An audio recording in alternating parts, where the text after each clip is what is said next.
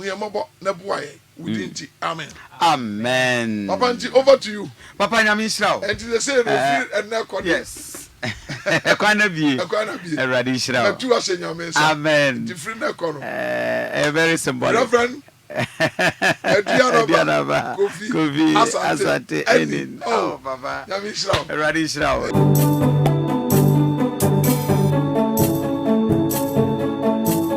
I want me to from my phone. Woody. What? Every book I watch. It is what you oh my God. Okay, sorry, Bia. Now I'm saying me ba 4 to 5. Yes. Now the late, you mean fan currency, Evangelist Odro. Yes. No, so about 5 to 6. 5 to 6. Now, a branch of you so free me, person me body. Yeah. Of young Banzana, you are about Kumasino. Hey. A person just on near your pet. Brown once my over to you, Kumasi. Sir. You was near down the door. To me, what you I'm going to say. Ezra 94.1 FM.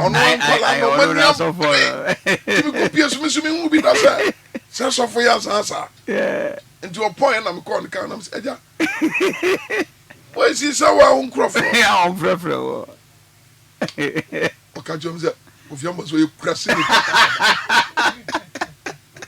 Broadcast you man, you be can Mon can tell it is I'm my help you. One was Cassana Mojinwa. Over money time.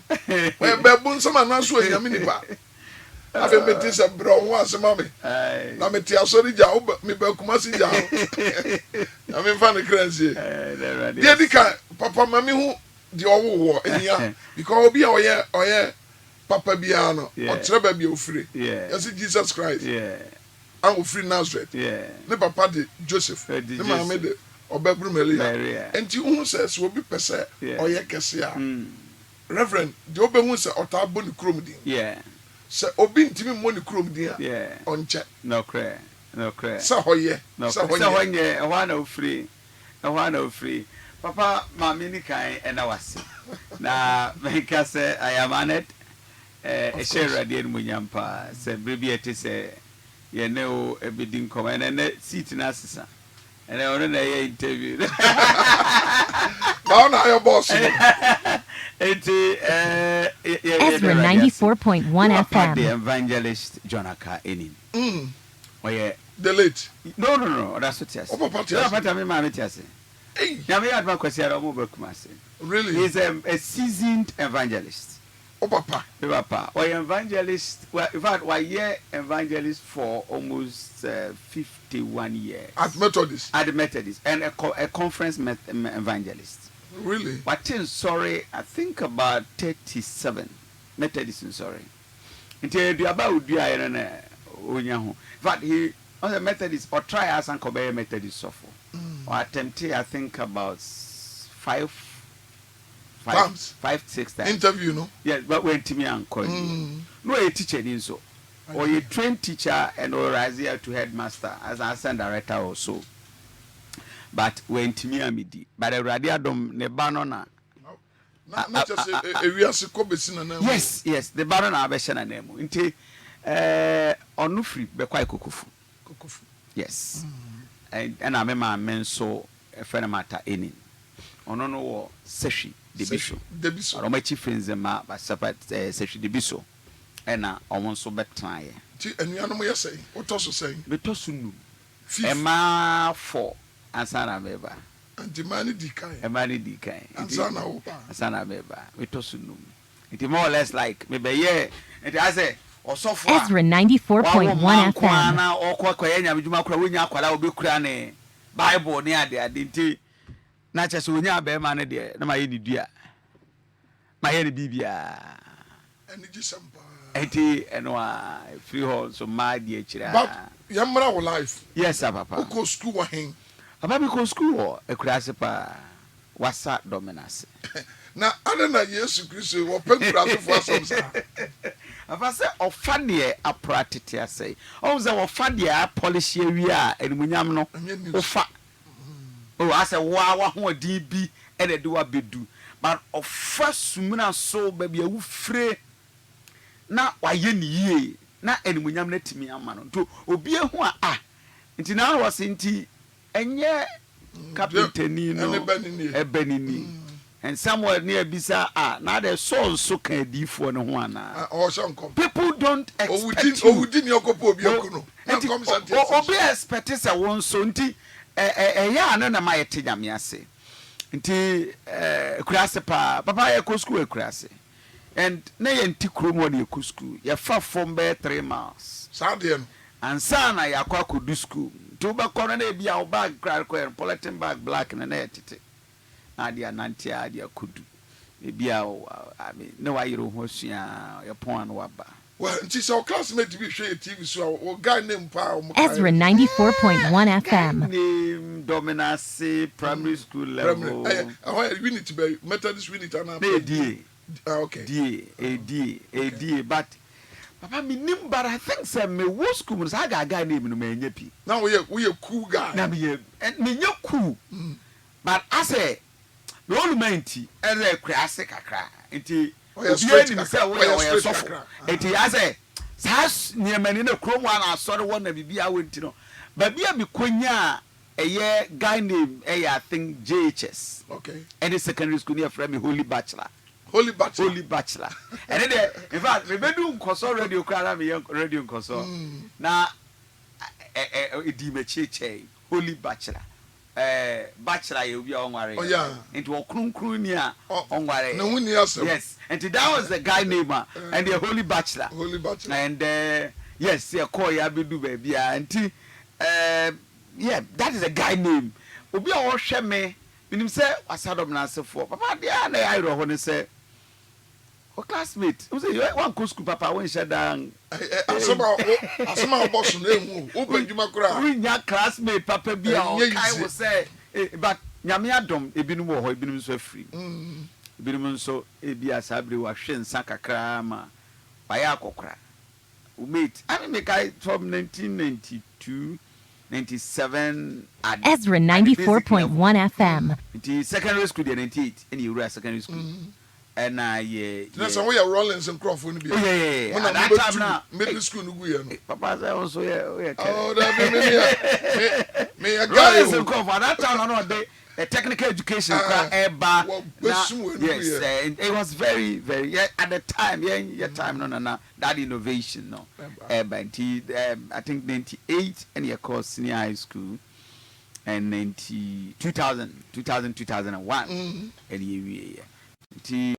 yeah papa that is there ade bia mahu wo mu me pepa me enka na youth no mfa me hu ade bi wo mu a eno na brabo e di nipa koyie yeah when ni kakra nyame adome e wo adoma chede kakra so obi ani gibaye hu pa utu abebre se na ni je ho ade no baye opa it's not easy you saw to turn on unexpected ti baye fo se yamani hu se ne ye betu oh okay yes baye pa obi o wa ben na o ye powerful man de no no okay ye deliver baye fo wo bra wo ya we okay wo ambushi no na me wade bi wo mu se ase ade a wo ye when ni je ho oh yes me sana me hu wo nsira no when ni je ade na wo ye no papa enema me ensa enema ade bi am dis me so me de di kan eno na Ezra 94.1 FM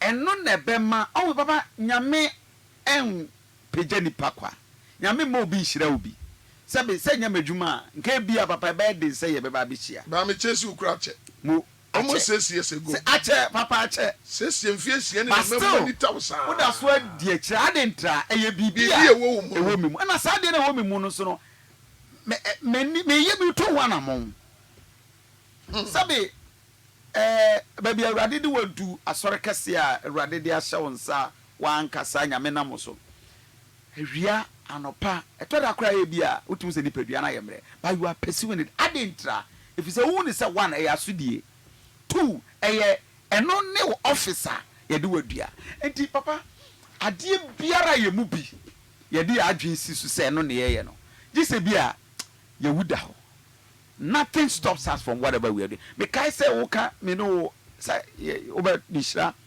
na ye papa me ye adwuma for 4 years na me ko leave that. Of course. Me tia me yakara me tia adwuma. Awia anopa anyway. In fact na me ba morning show. Me wi anwumre na me san be ye adwuma. Anti bia me ye adwuma continuously I do baby na me breaki.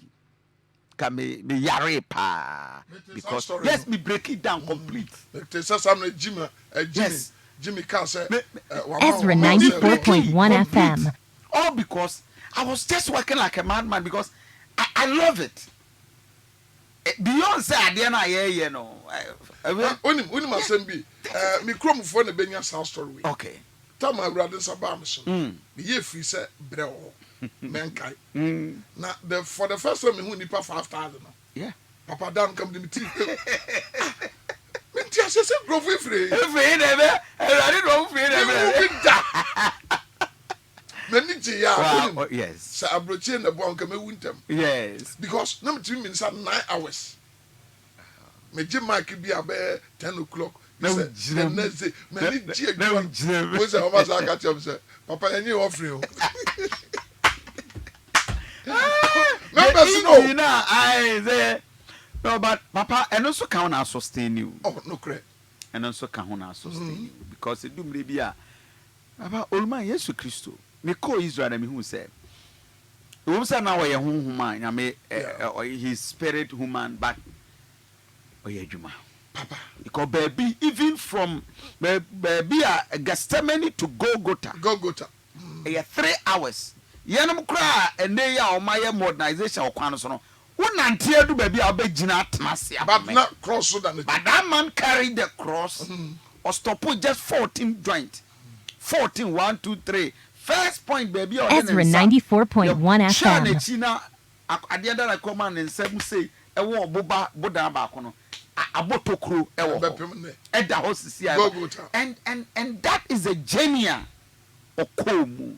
Enti papa edumre bia when you passion amani away you love the work. Yes, and I think say no na crying and no crying baby am push you kakra no say yes e dia na ma wo wira hoda atena baby kan say when no say wo awre wo be aba say bia papa baby when the tia momo blog bia ntimi frame no ni maduma no anyone you tell anyone you tell say unim Kofi yeah mentiasia yeah ka amount to be a ye toto niam oh yes untiasia you can untimi ya tuska go ni nyina na say ye pese tiefu nya adepa that's right and now this is something oh yes oh yes baby wadro no yes me push you bebre because me say free you and ko enye now me say mbisa say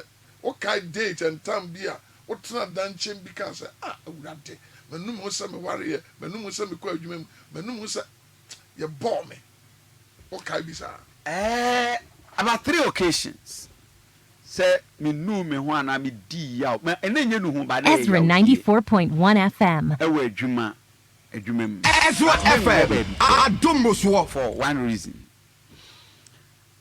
aba nipa bobra ko nanim nti ye bobra wa adwuma mu adu baby me start mfimfi de na makomachi okay ma ba last one that's right ye bobra du baby e wo radio mu na nyame adom ni ye din kakra but na din does not correspond na edin no ne de wa hu say se wunya no enko di frase say ye be pesese because I be why din na wo kwa adwuma na da so fa trotro na wi a wo te obi fie na wo sign rent ni ade nte du ba bi ene hu say twa say ye dwudwu ye botum na ye bossese papa me ne man bi ko jesment na ye de me de ye me project as e wen tell you that was 2015 14 15 2014-15. Yes, a summer crown in our wish. Oh, yeah.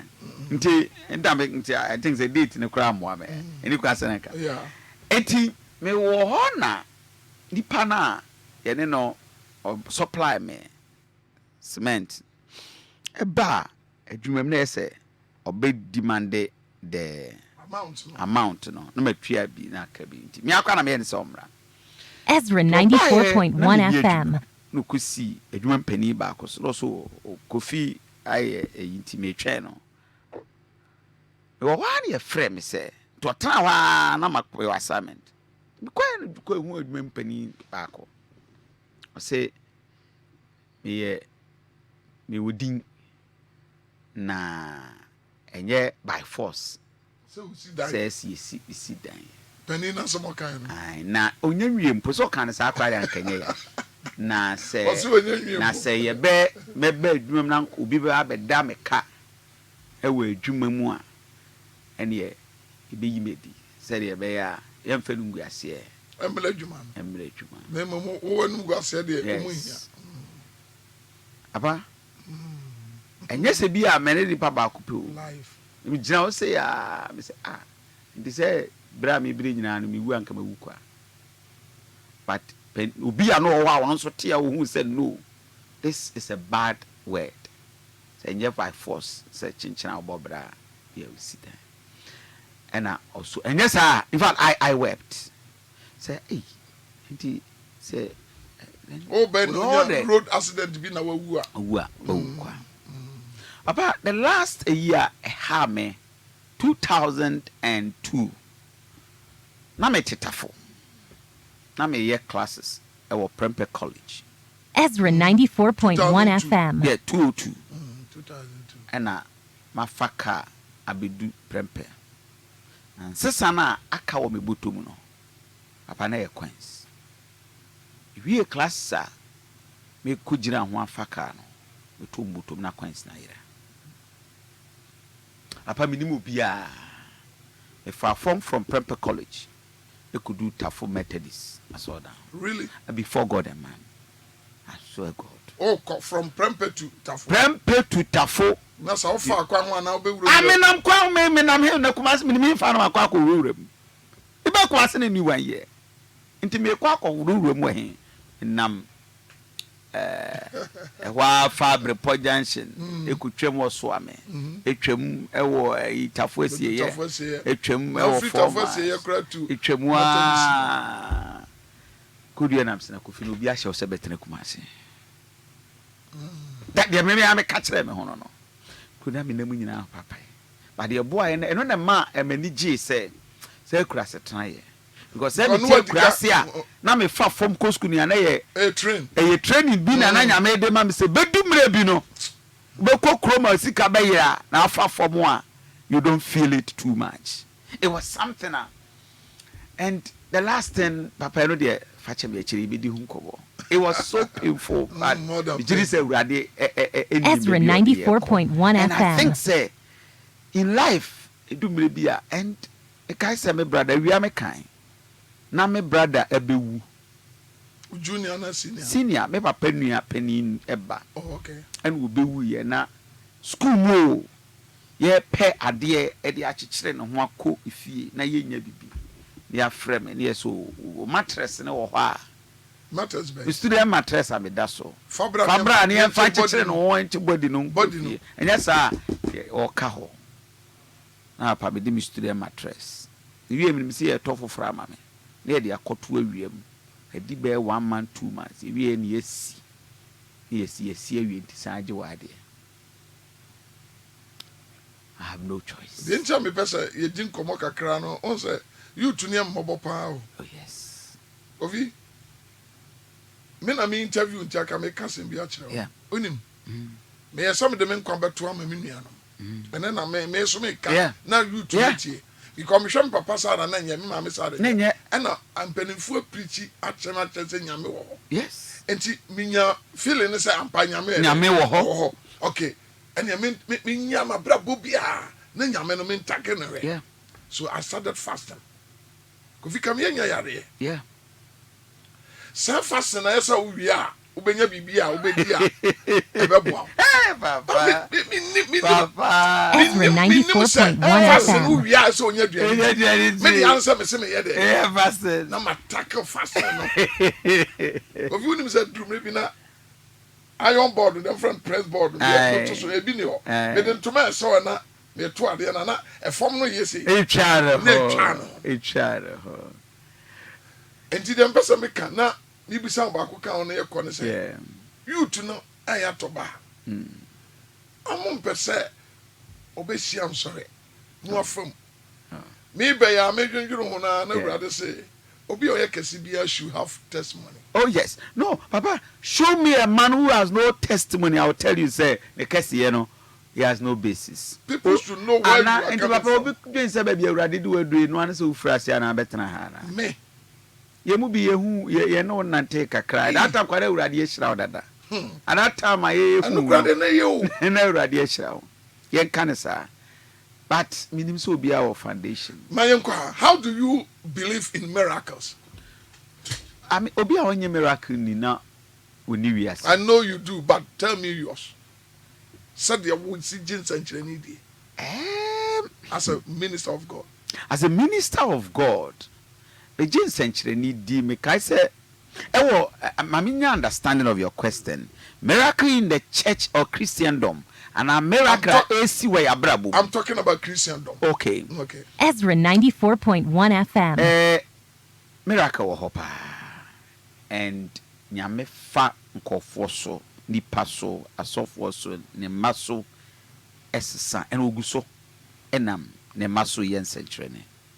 Oh God. And ubia we Christoni and wonyi ni say nyame guso yensenkyere ne no na wugidie ayira. The Lord is still working. Nyame guso ye aba yahu nipa bia ye mu bi kura yen hyeda nyini bebre wa urade mu ya bompa ya ama no na doctor ni womb we asan ba wawo ono enim say ya no operation ba wawo and a miracle is there because Kofodu akokrantumi bia oka we bia okai 2000 and that was 206 the koye program bi okukran to me owura kro ni mu a omo boba bi minim say e da so ye boba ne de a ase dua bi a e wo kro no massacre. Yes, and now the left side and himfie I don't know whether it's a himfie but the kro no open e dan kese a obi a ye program or na ye ko aba ye program na konfo say ye dede oba program na sinipa dom wo ho Ezra 94.1 FM. Obedi more than 20 minutes. No, hwehwe ni su ni ejina ho. Obi a kire no, wo de gira ho ye wo mo nkwase asema mo wa mo ye de mi hu a nsu ni ejina nanim. O twemu asa. Papa nsankire ni wo ho. And sabi mu bi me kai say some achew. I came to your center. What center? We saw near Nyame de Moye. And it's so Nyame gusu ye de djuma. Enra nyankopon oda so a on sesan na on sesan so da. Nti papa Nyame gusu ye nsenkyere ne. So what is your vision for Ghana? Last question. Yes, vision for you, Ghana. For you. Yes, as Kofi Asante. Papa now we can be about the youth. I mean, you see the youth and I'm me vision so. And you me no na wo ye mabunu ho abai. Papa ye mu bebre, mabunu ni bebre. Ye per shortcut. And na me ti akoso your program every hope. Abrante bia. Papa bia train we no. Yes. Bra mama ni papa kura ni ba bia. Ye mu bebre na for some shortcut. Papa. Be so how can more. Ye free akurase ba kumase. Ni eni pani bia. O can say, Ubejimi no ba betian, e ye wo na wonyam kopon. But yet me try survive way. Ezra 94.1 FM. Ye mu bi etimi afri ba bia ba na aba bejina. You have no excuse. Say na me na then no, you have no excuse, papa. E wo say Ghana ye den. E wo say aban disappointing kwala. E wo say mpanimfu a edi anim no, o ma di kan hwe o mo nko afu. And I waka no one there. But it has been so from day one. And indeed, because why sir?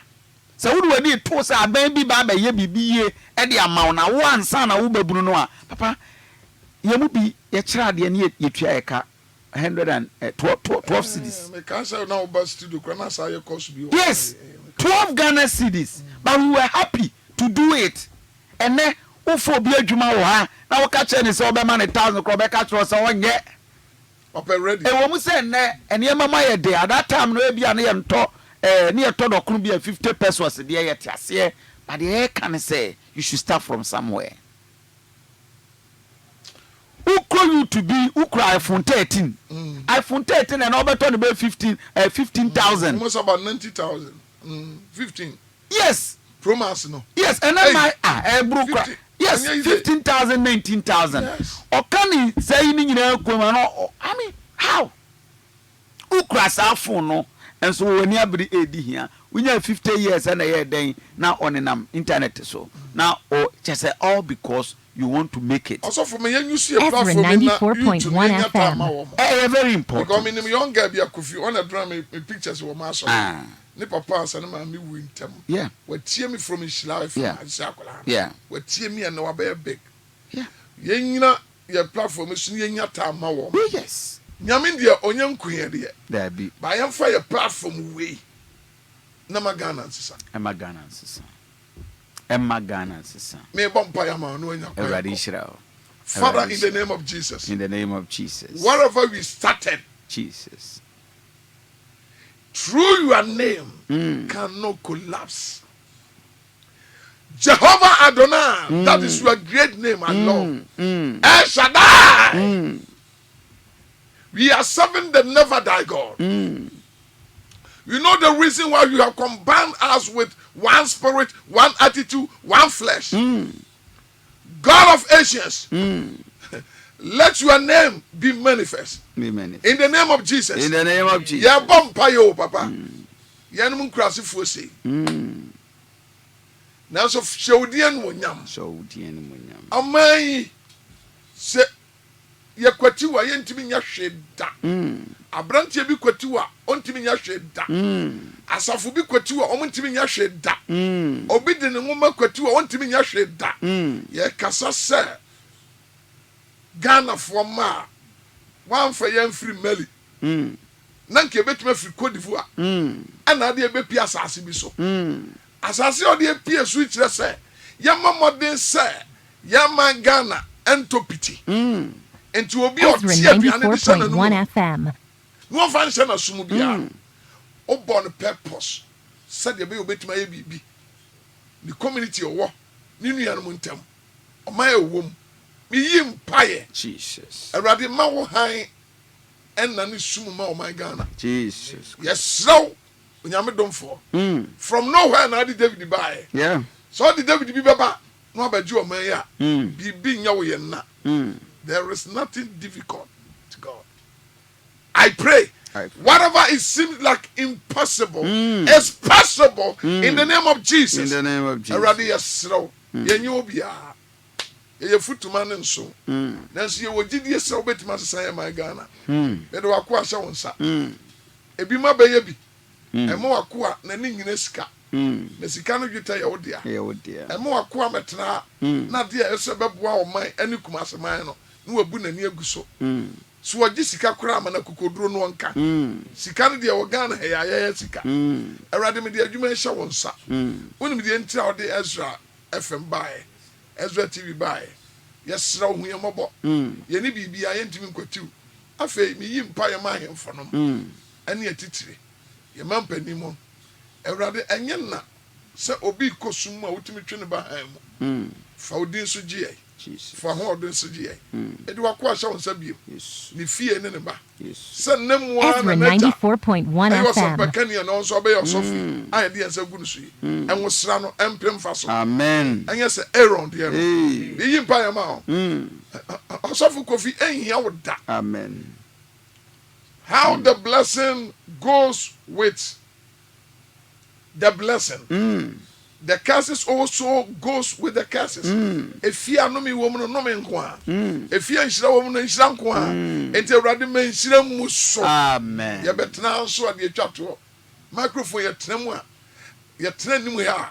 ma obi a nani da so asa no tie ya no honto no ano ti Jeremia no tie atia no Jesus ye meka ni pasem Jesus die ma Ghana ni titru ni Ashanti region Jesus mu ye mobo na boaye udinti amen Papa nti over to you Papa nyame nhyira wo and they say no free and na kodi yes ekwana bie erade nhyira wo na tu ase nyame nsa amen the free na kono very symbolic Reverend Edianaba Kofi Asante Enin oh baba nyame nhyira wo erade nhyira wo yenso yenije say so wa huma ha ai adwuma no me da no so boso me I don't know kakra be no Papa nyame nhyira wo